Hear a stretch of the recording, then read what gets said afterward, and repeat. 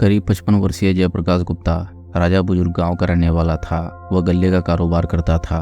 करीब 15 साल पहले उसने राजा बुजुर्ग गांव में मकान बनवा लिया और परिवार के साथ रहने लगा था। उसके परिवार में पत्नी और 2 बेटियां राधा और प्रिया थीं। जयप्रकाश को बेटे की चाहत थी, लेकिन बेटा नहीं हुआ। तब उसने बेटियों की परवरिश बेटों की तरह की। वह छोटे से खुशहाल परिवार के साथ जीवन यापन कर रहा था। दुकान से भी उससे अच्छी आमदनी हो जाया करती थी। जयप्रकाश गुप्ता की गृहस्थी की गाड़ी बड़े खुशहाल तरीके से चल रही थी। पता नहीं उसकी गृहस्थी को किसकी नजर लगी कि सब कुछ छिन्न भिन्न हो गया। अचानक उसकी पत्नी की मौत हो गई। उस समय उसकी दोनों बेटियां 10-12 साल के बीच की थीं।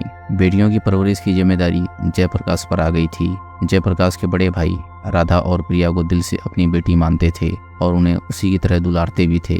प्रिया को तो वह बहुत ज्यादा लाड प्यार करते थे। इसी तरह दोनों बेटियों की परवरिश होती रही। बड़ी बेटी राधा शादी योग्य हो चुकी थी। राधा के सयानी होते ही जयप्रकाश के माथे पर चिंता की लकीरें उभर आई। वह बेटी की जल्द से जल्द शादी कर देना चाहता था। उसके लिए वो लड़का देखने लगा। गोला इलाके में ही उसे एक लड़का पसंद आ गया तो जयप्रकाश ने उसके साथ राधा की शादी कर दी। राधा की विदाई के बाद घर में जयप्रकाश और उसकी छोटी बेटी प्रिया ही रह गई थी।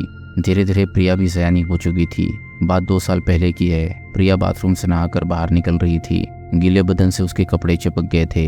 इत्तेफाक से उसी समय जयप्रकाश किसी काम से घर में आया। उसकी नज़र बेटी प्रिया पर पड़ी तो उसकी आंखों में एक अजीब सी चमक जाग उठी और उसके शरीर में वासना के कीड़े कुलबुलाने लगे। उस वक्त उसे बेटी प्रिया नहीं, एक औरत लगी।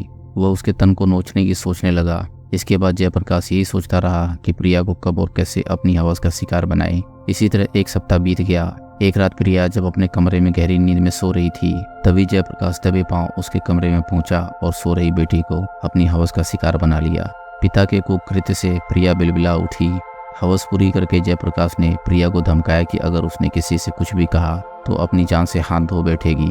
प्रिया की धमकियों से वो बुरी तरह डर गई और अपना मुंह बंद कर लिया। उस दिन के बाद से जयप्रकाश प्रिया को अपना शिकार बनाता रहा। पिता की घिनौनी हरकतों से प्रिया बहुत दुखी थी। वह समझ नहीं पा रही थी कि अपनी पीड़ा किससे कहे। जयप्रकाश ने उस पर इतना कड़ा पहरा बैठा दिया था कि वह किसी से बात तक नहीं कर सकती थी। पिता के अत्याचार से बचने के लिए उसने घर छोड़ने का फैसला कर लिया। इंटरमीडिएट की पढ़ाई पूरी होने के बाद प्रिया अपने एक रिश्तेदार के पास रहने लगी। वहाँ रहते हुए वह एक मॉल में सेल्स गर्ल की नौकरी करने लगी ताकि किसी पर बोझ न बन सके और उसकी जरूरतें भी पूरी होती रहे। बेटी तो बेटी होती है। भले ही वह कुकर्मी पिता से दूर रह रही थी, लेकिन उसे पिता की यादें बराबर सता रही थी। इसलिए वह बीच बीच में घर आ जाती थी। वह जब भी घर आती थी, पिता उसे अपनी हवस का शिकार बनाता था। एक दिन प्रिया घर गई थी।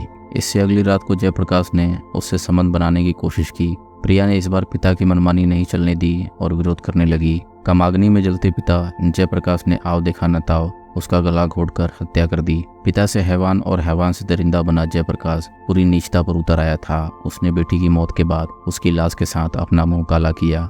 जब उसकी कामाग्नि शांत हुई तो उसे होश आया। उसकी आंखों के सामने फांसी का फंदा झूल रहा था। वह सोचने लगा कि प्रिया की लाश से कैसे छुटकारा पाया जाए। काफी देर सोचने के बाद उसके दिमाग में एक योजना ने जन्म लिया। वह कमरे में गया और वहां से तेज धार वाला चाकू ले आया। चाकू से प्रिया का उसने सिर और धड़ अलग कर दिया। उसकी इस करतूत से फर्श पर खून ही खून फैल गया। फिर उसने बेटी के शरीर से उसके सारे कपड़े उतार दिए और उन्हीं कपड़ों से फर्श पर फैले खून को साफ किया ताकि पुलिस को उसके खिलाफ कोई सबूत न मिल सके। इसके बाद वह कमरे के अंदर से प्लास्टिक के सफेद रंग के 3 बोरे ले आया। उसने एक बोरे में सिर, दूसरे में धड़ और तीसरे में प्रिया के खून से सने कपड़े रखे। रात 2 बजे के करीब जयप्रकाश ने अपनी मोपेड पर तीनों बोरे लाद दिए और उन्हें ठिकाने लगाने के लिए निकल गया। सिर को उसने एक जगह की झाड़ी में फेंक दिया। फिर धड़ और कपड़े वाले बोरे को लेकर वहां से गोला पहुंचा। नाले में उसने दोनों बोरे ठिकाने लगा दिए। इसके बाद वो घर लौट आया और हाथ मुंह धोकर इत्मीनान से सो गया।